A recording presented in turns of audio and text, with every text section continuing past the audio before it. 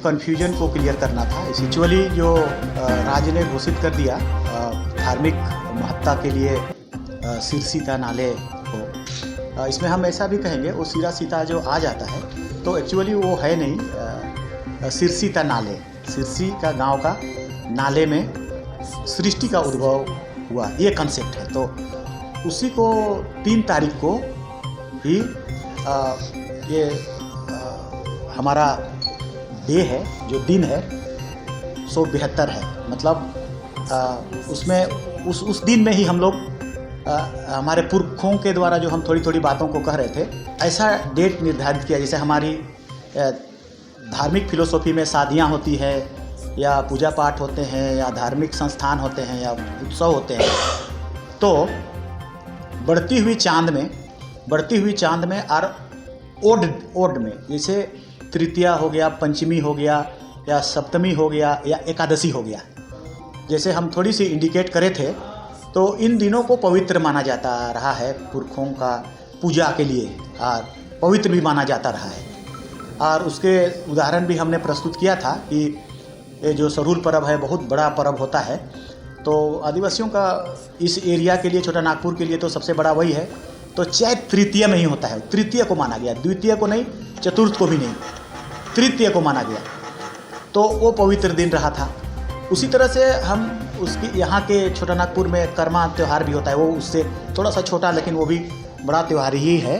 तो एकादशी में होता है वो, मतलब चढ़ती हुई चांद में जो ओड नंबर है उसी डे को पवित्र पुरखों के द्वारा माना जाता है। और पूजा पाठ में भी वैसा, जैसे और सारा पूजा है तो उसमें, तो यहाँ सिरसीता जो नाले हैं तो वो अष्टम में ओड नंबर में उचित नहीं है, अपशकुन है, ठीक नहीं है। 2 तारीख को भी ठीक नहीं है या अन्य तारीख को भी ठीक नहीं है, और इसीलिए ये 3 तारीख को होगा। और राजकीय हमने डीसी साहब से भी ये बातें कह दी कि 3 तारीख को होगा। हम लोग स्वयं आएंगे वहाँ, और कांके से, रांची से सब पैदल आ रहे हैं वहाँ तक। तो धार्मिक तीर्थ यात्रा हो रहा है, तो वो जुड़ते जाएंगे और पैदल लोग आते जाएंगे, मतलब रांची से। हाँ, 3 को हो रहा है, यस, 3 फरवरी को, 3 फरवरी को हो रहा है। मतलब आप ये कहना चाह रहे हैं कि जैसे पुरखों से जो परंपरा चला आ रहा है, जिसके आधार पर हम लोग चंद्र गणना को मानते हैं, चांद से गणना करते हैं, तो उसमें जो ऑड नंबर्स आते हैं, हाँ, विषम संख्याएं आती है, उसी को हम महत्ता देते हैं। हमारा पुरखों का सभी पवित्र चीज़ें, सभी पूजा पाठ चढ़ती हुई चांद में, और या तो तृतीय को, पंचमी को, सप्तमी को और नवमी को और एकादशी को, तो वही दिन पवित्र है।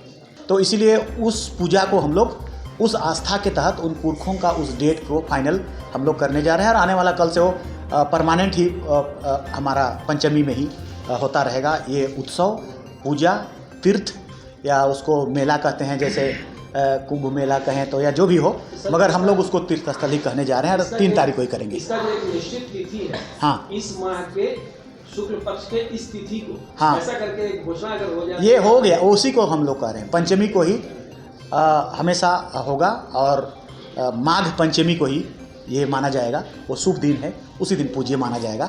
और पूरे लोगों को आह्वान किया जाएगा, उड़ीसा से या तो अन्य जितने राज्य से आते हैं, अलग अलग दिनों में आते हैं, वो अलग अलग दिनों को हम लोग एक ही दिन उसको आयोजन करने का आह्वान करेंगे।